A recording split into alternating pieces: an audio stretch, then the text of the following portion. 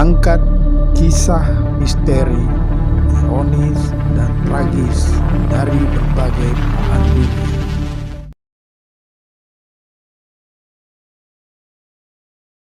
Assalamualaikum warahmatullahi wabarakatuh. Kembali bersama saya Deng Iwan dalam Kisah Gelap. Tragedi berdarah di era 90-an akan terus disuarakan publik selama kasus pelanggaran HAM berat ini tak dituntaskan. Nama Prabowo Subianto selalu melekat dengan kasus penculikan aktivis pada 1998 lalu. Terlebih, ada pengakuan sejumlah koleganya saat aktif di militer. Bahkan, ada yang menyatakan kasusnya harus dibawa ke pengadilan HAM.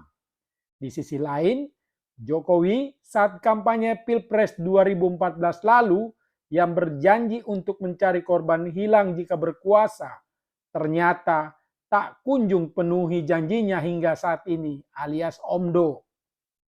Nah, mau tahu kisah lengkap episode tragedi berdarah 90-an? Mari saksikan part 2 atau menjadi part terakhir dari episode ini.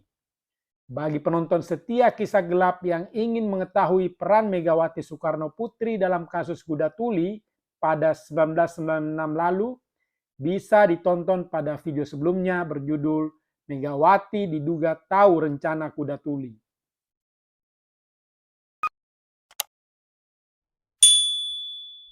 Dalam tayangan sebuah program Gaspol disiarkan YouTube Kompas.com pada Rabu 26 Juli 2023, politikus PDI Perjuangan Budiman Sujatmiko mengungkapkan bahwa mantan Danjen Kopassus Prabowo Subianto pernah mengakui soal penculikan 1998 lalu. Budiman menjelaskan pengakuan Prabowo itu diperolehnya pada tahun 2002 lalu. Kala itu, ia bersama salah satu korban penculikan yang dipulangkan ke rumah, Nezar Patria, mewawancarai Prabowo. Ya, kenapa tidak? Kenapa tidak kalau suatu saat kita bisa berbicara dengan Pak Prabowo? Meskipun saya 2002 sudah tanyakan itu, kata Budiman di tayangan tersebut.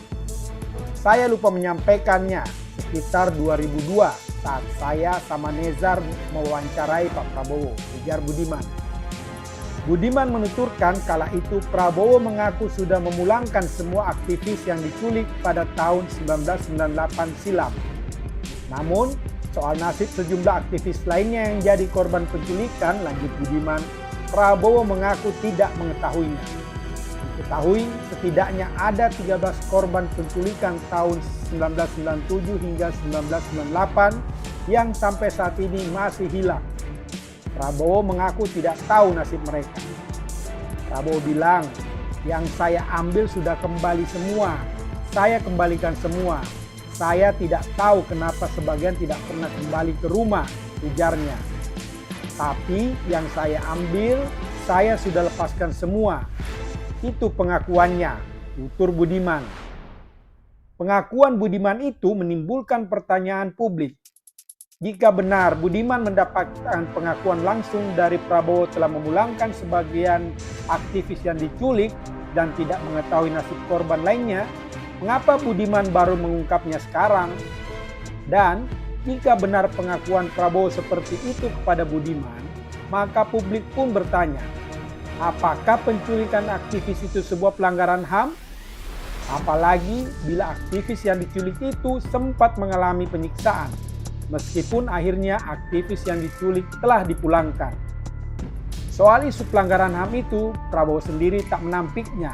Selalu muncul dan dikaitkan dengannya setiap gelaran Pilpres. Menurutnya, hal itu sah-sah saja di negara demokrasi. Masyarakat memiliki kebebasan untuk memilih pemimpin. Selalu dibilang inilah, itulah, mau kudeta, iya kan? Dan sebagainya. Penculik, pembunuh, jadi gimana ya? Saya mau apakan, kata Prabowo dalam tayangan Mata Najwa pada Kamis 29 Juni 2023.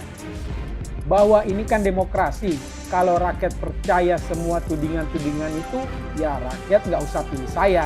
Selesai kan, ucapnya menambahkan. Prabowo menganggap isu pelanggaran HAM yang dikaitkan dengan dirinya itu sebagai resiko lantaran pernah menjadi prajurit TNI. Meski demikian, ia menyatakan saat menjadi prajurit telah melaksanakan tugas yang diberikan sebaik-baiknya dan sesuai dengan sumpah. Itu resiko seorang prajurit. Iya kan? Itu resiko saya. Banyak rekan saya, anak buah saya hilang tangan, malah gugur. Ya, itu resiko saya. Saya harus hadapi, katanya. Dalam kesempatan itu, Prabowo juga menjawab pertanyaan soal sikapnya yang merawat sebagian mantan anggota tim Mawar dengan menjadikannya sebagai pejabat Kementerian Pertahanan. Kalau kita lihat, mereka kan sudah diadili, sudah lewat proses hukum, sudah selesai sekian puluh tahun yang lalu. Mereka masih di tentara dan mereka adalah prajurit-prajurit yang terbaik, katanya. Soal pelanggaran HAM di era menjelang reformasi juga sempat mencuat ke publik dalam sebuah diskusi yang direkam dan diunggah oleh Ulin Niam Yusron di akun Facebooknya pada Senin 11 Maret 2019 silam. Anggota Dewan Pertimbangan Presiden atau One Team Press Agung Gumelar yang merupakan mantan Danjen Kopassus mempertanyakan sikap politik koleganya, Ketua Umum Partai Demokrat Susilo Bambang Yudhoyono yang mendukung Prabowo Subianto di Pilpres 2019. Agum dan SBY adalah mantan Jenderal TNI yang pernah menjadi anggota Dewan Kehormatan Perwira atau DKP. DKP dibentuk pada 1998 oleh Panglima ABRI saat itu, Jenderal Wiranto, untuk mengusut kasus penghilangan paksa sejumlah aktivis yang menyeret Prabowo Subianto selaku Komandan Jenderal atau Danjen Kopassus kala itu. Dalam rekaman diskusi tersebut, Agum mengkritik dukungan SBY kepada Prabowo.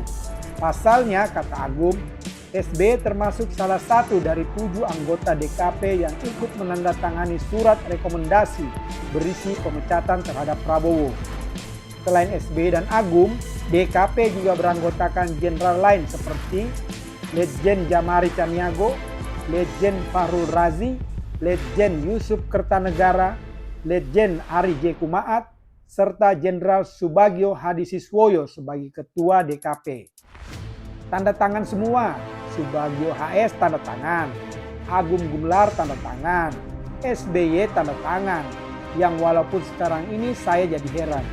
Ini yang tanda tangan rekomendasi kok malah sekarang mendukung, tak punya prinsip itu orang, kata Agum dalam sebuah diskusi yang diunggah Ulin Yusron.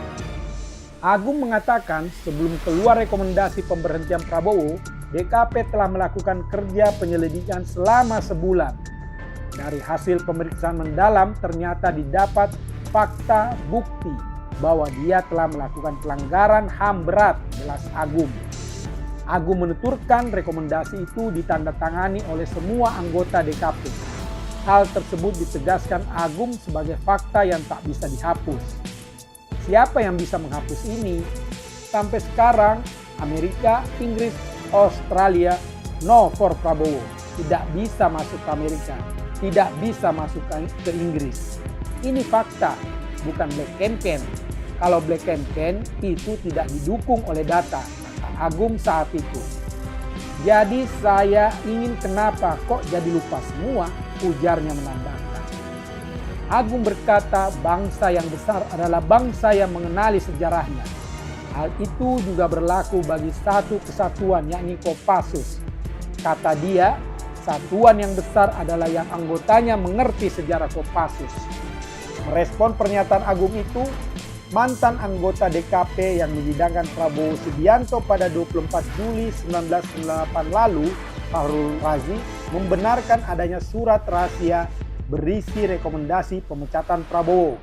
Surat tersebut saat itu beredar di sejumlah media massa dan media sosial. Surat bernomor KEP /8/1998/DKP itu menyebut 11 pertimbangan yang melatari rekomendasi pemecatan Prabowo, antara lain penyalahgunaan wewenang dan pelanggaran prosedur seperti pengabaian sistem operasi dan disiplin hukum di lingkungan ABRI. Tanda tangan dan bunyi keputusannya valid, kata Fahrul Razi melalui pesan pendek kepada Tempo pada Senin malam 9 Juni 2014 silam. Sementara mantan Komisioner Komnas Hak Asasi Manusia atau Komnas HAM, Maijen Purnawirawan Samsudin membenarkan adanya surat keputusan DKP tentang rekomendasi pemberhentian Prabowo dari ABRI yang diteken pada 21 Agustus 1998. Menurut Samsudin, harusnya DKP tak perlu dibawa-bawa lagi karena langkah selanjutnya adalah membawa Prabowo ke pengadilan HAM. Ini sudah benar, bawa ke pengadilan HAM. Nggak perlu lagi DKP diikut sertakan, tegas Samsudin saat ditemui di Cikini, Jakarta Pusat pada Minggu 8 Juni 2014 lalu. Samsudin menjelaskan, proses penyidikan Komnas HAM tentang kasus pelanggaran HAM berat 9798 yang menyeret nama Prabowo sudah diserahkan ke Kejaksaan Agung. Namun, kata Samsudin, Kejaksaan Agung tak pernah menunjukkan kemauan untuk melanjutkan penyidikan Komnas HAM ke proses penuntutan dan membawa Prabowo ke pengadilan HAM. Unwilling, tidak ada kemauan. Unable, bukan tidak mampu tapi tidak ada kemampuan. Mampu pasti, mampu, ucap Samsudin. Mantan Pangdam Lambung Mangkurat yang dikenal vokal saat menjadi anggota DPR RI itu menambahkan, DKP bentukan ABRI pada 1998 bukan lembaga yang punya kewenangan untuk menyatakan Prabowo melakukan pelanggaran HAM atau tidak. Sebab Dewan yang kala itu dipimpin Subagio HS hanya meneliti tentang kesalahan yang dilakukan Prabowo dan mengeluarkan rekomendasi untuk memberhentikan mantan Pangkostrat itu dari ABRI. Yang menyatakan pelanggaran berat HAM adalah Komnas HAM, tanda Samsudin. Lantas, bagaimana sikap rezim atas pelanggaran HAM berat era 90-an? Istri penyair Wiji Tukul, Siti Diah Sugirah atau Sipon, terus mempertanyakan komitmen Presiden Jokowi untuk mencari keberadaan Wiji Tukul. Namun, sampai Sipon meninggal, Jokowi tak kunjung penuhi janjinya. Sampai sekarang, keberadaan 13 korban penculikan termasuk Wiji Tukul tak kunjung jelas rimbanya. Padahal saat Capres 2014 lalu, Jokowi pernah berjanji mencari Wiji Tukul. Dalam video pendek berdurasi 22 detik oleh Lexi Junior Rambadeta berjudul "Apa Jawaban Jokowi Saat Ditanya Soal Wiji Tukul" mengabadikan momen tersebut. Dalam video tersebut, Lexi menanyakan kepada Jokowi, jika menjadi presiden bagaimana cara mencari Wiji Tukul.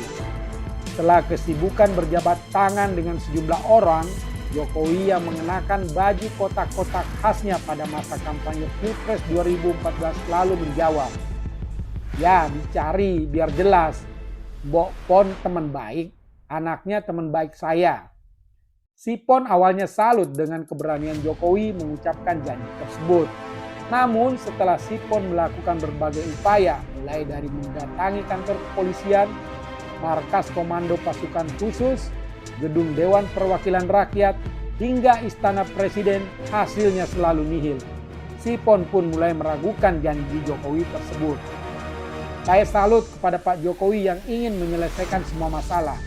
Tapi Pak Jokowi, maaf kalau dengar atau baca ini.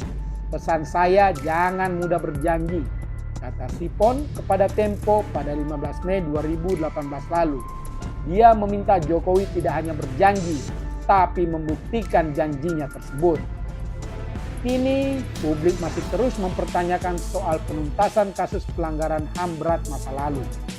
Namun di tengah asa rakyat soal penuntasan semua kasus itu, kini muncul pelanggaran berat masa kini yang juga wajib dituntaskan. Di antaranya disuarakan aktivis penegak daulat rakyat saat menyampaikan petisi 100 toko di gedung parlemen, yakni soal meninggalnya ratusan petugas pemilu, korban tewas pengunjuk rasa 21 hingga 22 Mei 2019, serta meninggalnya 6 laskar FPI dalam peristiwa kilometer 50. Nah, kini publik bertanya, akankah semua kasus pelanggaran HAM bisa dituntaskan Presiden Jokowi di sisa waktu jabatannya seperti janjinya saat Pilpres 2014 lalu? Wallahu a'lam bishawab. Demikianlah kisah gelap kali ini. Sampai bertemu dalam kisah gelap berikutnya. Wassalam.